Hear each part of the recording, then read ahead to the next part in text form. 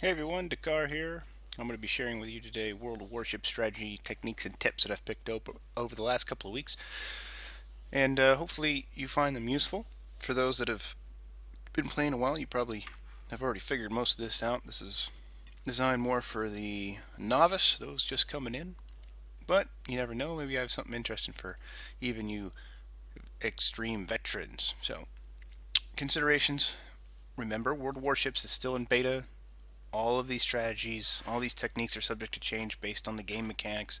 If they suddenly change in a massive way, these things may be obsolete. So, as always, your mileage may vary. A lot of people are coming over from World of Tanks into World of Warships, so I find it useful to compare the two. In World of Tanks, you're going to have smaller maps and you have more terrain variation. This leads to what I call 2.5 dimensional play. It's not a full 3D in the sense of, say, World of Airplanes or War Thunder, but that elevation difference can be a key point in strategy. Gun depression comes into play, hiding behind buildings from artillery, using valleys to obscure line of sight, all that kind of stuff. And you can also have peekaboo tactics. The tanks are much more maneuverable than a large ship. You can pop out from behind a building or something, take a shot, and dive back behind cover.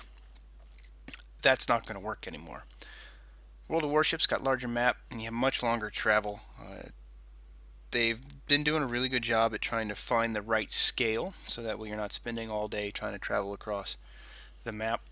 But it still can take quite a long time, even for the fastest ships, to get from one end of the map to the other. You have line of sight interruptions on some maps. There is one map, Open Ocean, in which it is just that open, flat ocean. There is nothing in between you and the enemy. But on most other maps, you're going to find some islands or icebergs, whatever the case may be, and you can use those to prevent the enemy from seeing you as you move about. You can also use them to block shots in some cases. So, in the end, World of Warships, I feel, plays more like chess. You have to plan your moves out ahead of time. You're not going to be able to turn around and go backwards like you can in tanks.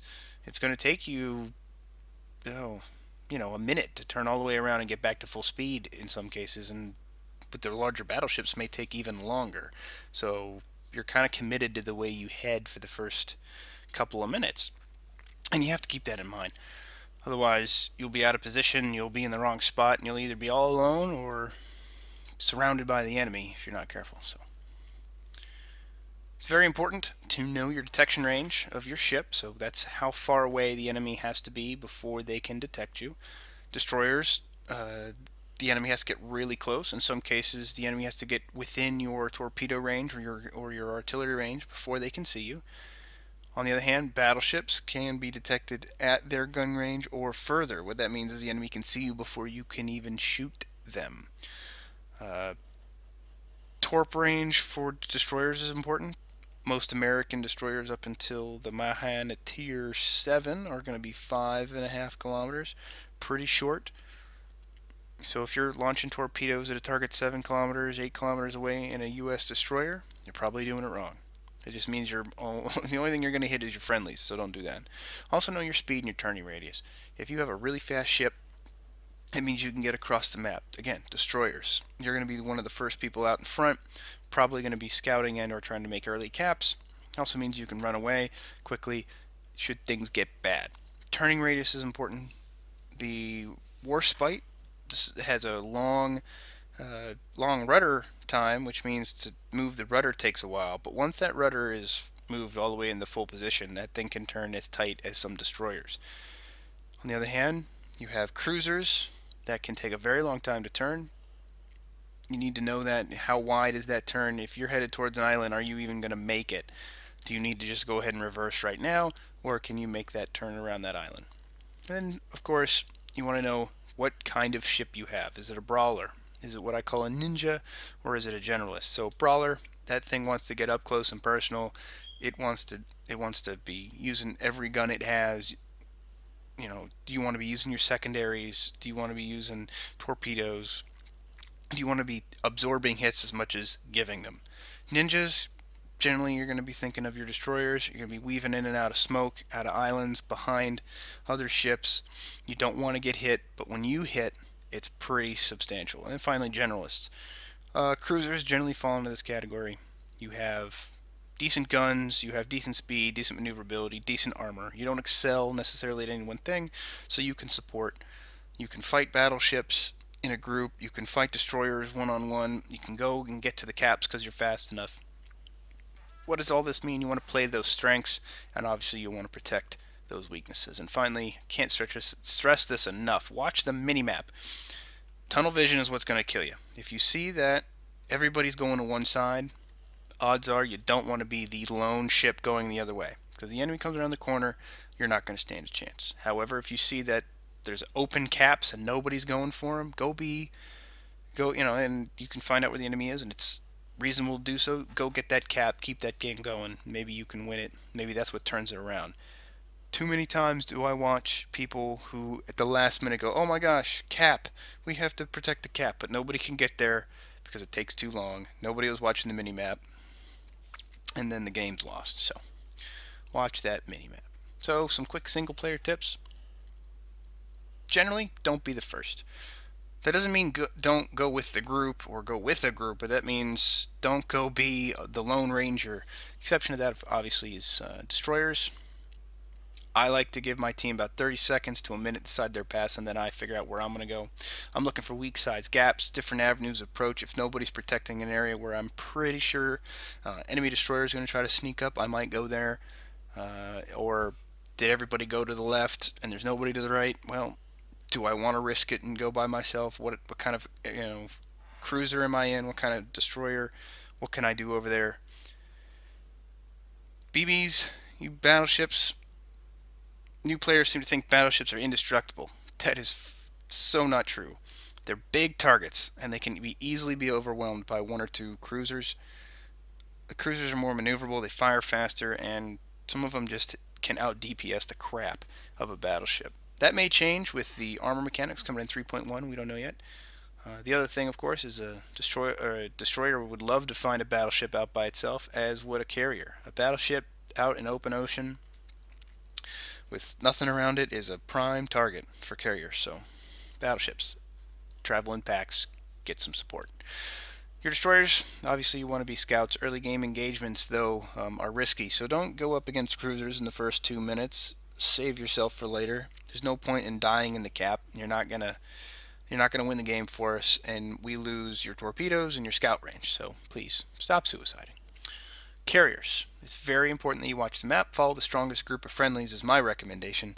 The reason for this is if you go to the weak side, if you go to where there is nobody, destroyers and cruisers will come cruising around that backside. Nobody's going to be between you and them, and they are just going to wipe you out. I don't care how good you are with torpedoes.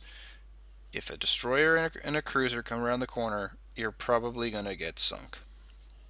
If you're not going to get sunk, you're going to get severely damaged, and then rather than helping your team, you're going to be fighting for your life. Either way, not a good idea. And of course, again, watch the minimap. If you see that, if you're in a group, let's say 3 cruisers, and you come around a corner, and all of a sudden there's 3 battleships sitting there, it's probably better to try and disengage rather than go headlong into them. The 3 battleships will generally take 3 cruisers. So, random play. Now, if you're in a division, I highly recommend using voice chat, TeamSpeak, or something similar. Why? It's faster and clearer in the communication. You don't have to stop, start typing, figuring out what you want to say. And of course, while you're typing, you don't have the controls at your hands. You can't turn, you can't slow down. Not a good idea. When possible, I recommend staying in the same area of the map so you can work together. Utilize those comms for more than, hey, I'm just going for Cap A, hey, there's something over there.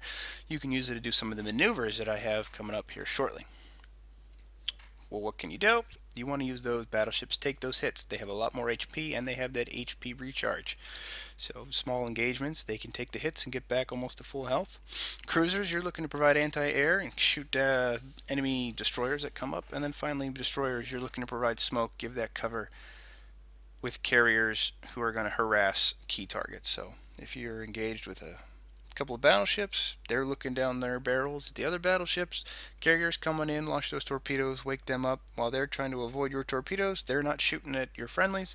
In the end, it's a bad day for them and a good day for you. As I mentioned before, fleet maneuvers, I have a couple here coming up. Remember the detection ranges. So since battleships are detected at longer ranges than cruisers, you can actually stick a cruiser between your friendly battleship and the enemy ships and remain undetected. I have a visual of that coming up here in a minute. And you can use this to provide anti-air or counter destroyer support if your cruiser is behind your battleship and the torpedo bombers come in. They're probably going to be able to launch before you're able to shoot them down. If you shoot them down when they're on the way back to the carrier, that's good.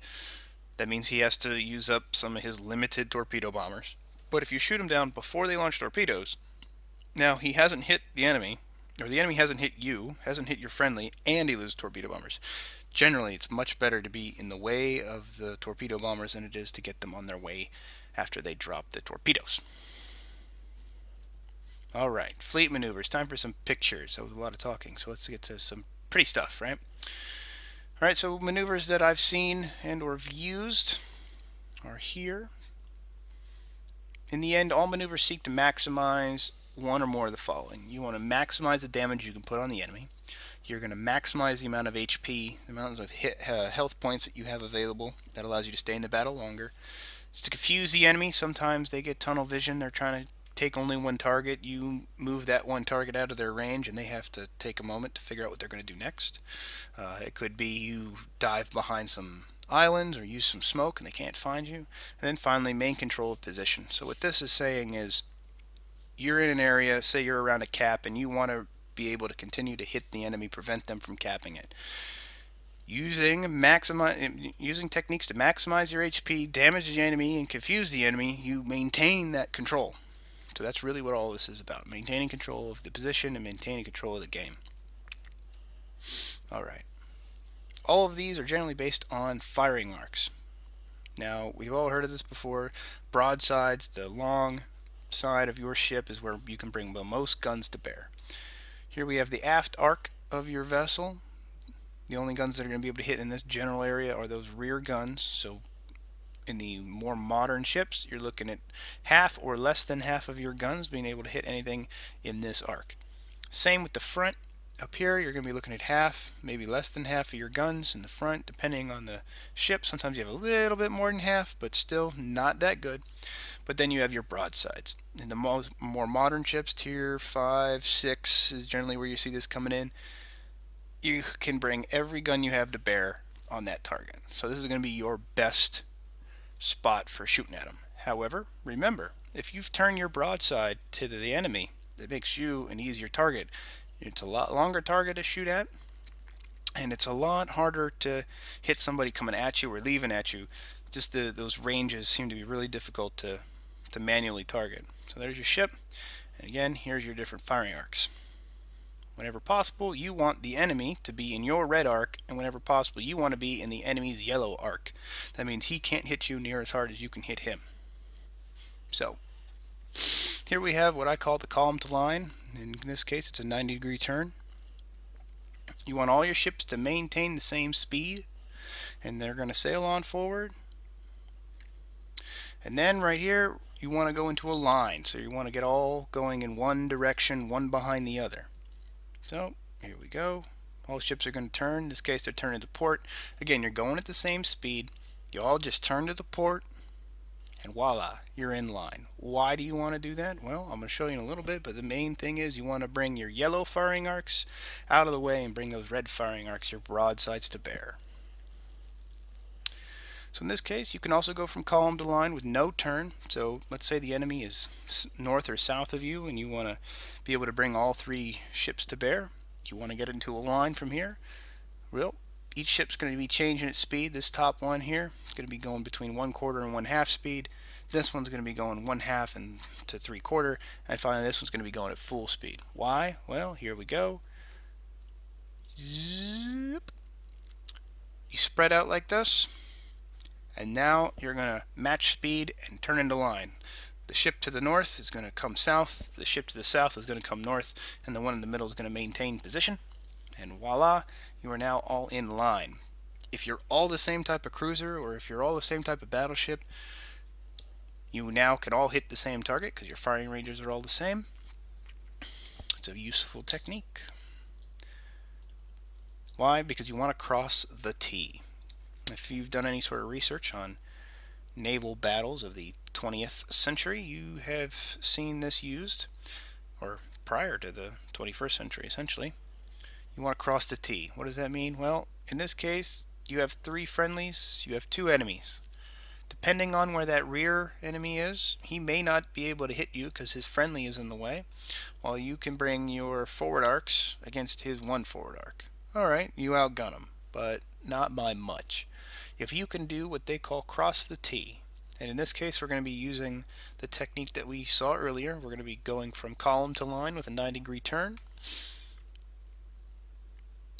There we go. You've now turned your ships, and guess what happens? That's right, you bring 3 broadsides to his 1 forward firing arc. Now you very significant outgunning the enemy. You should make short work of these 2 and lose little HP, get lots of kills. Good day for you. Huzzah. Alright, this is what I call the stack convoy. You can see here that we're assuming the enemies to the right of the page. We have 1 battleship to the left, we got 2 cruisers in the middle, and we have 1 destroyer to the right. Because of the detection ranges, the ships, as shown, the way they're stacked, the cruiser and destroyer shouldn't be seen. But they should be able to see the enemy battleships if they come. The other thing is, you can use this to maneuver, and you can use the destroyer to spot targets. So, let's take a look. This is how, on your mini-map, it would look. You would see your friendlies, and you'd see the 2 enemy battleships over here on the right.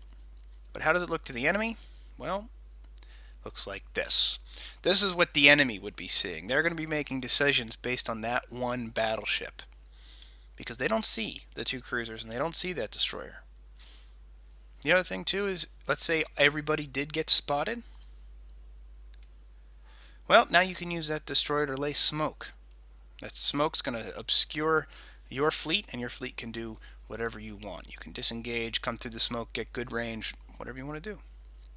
Now let's say there's an island between the convoy and the enemy. Because they can't see your 2 cruisers and destroyers, you can then maneuver using the island to cover you and get into a better position. There we go. Now from here, you're most likely spotted. The enemy battleships are out in the open. Everybody takes aim and fires. Depending on the decency of your barrages and how well your destroyer captain is in this case, you could probably get some torps on them and sink them fairly quickly. Alright. Other techniques, instead of being in that 1 column as we saw, you can use what we call the wedge or the slanted line.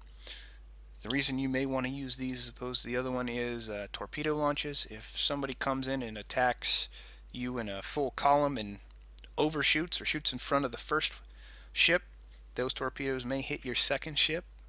If somebody overshoots that first ship with their guns, it may hit the second ship because, again, you're in line. The profile presented to the enemy is more narrow, which means you're kind of stacked and you might be hit by enemy fire more easily. Instead, you can use some of these formations. You can do all the same maneuvers as before using the wedge or slanted line. You can still turn to present broadsides. You can still line up to prevent that to present that red firing arc. All different stuff. How does it look? Well, simple. Everybody's at the same speed. Just keep on sailing forward. So wedge formation, just sail along. Slanted line, same thing. Voila, you maintain that position. Alright, so let's say that you've crossed the T and now you want to break away. Well, you don't all just want to turn at once, generally. Why? Because if you do that, everybody turns their aft firing arc at the exact same time towards the enemy.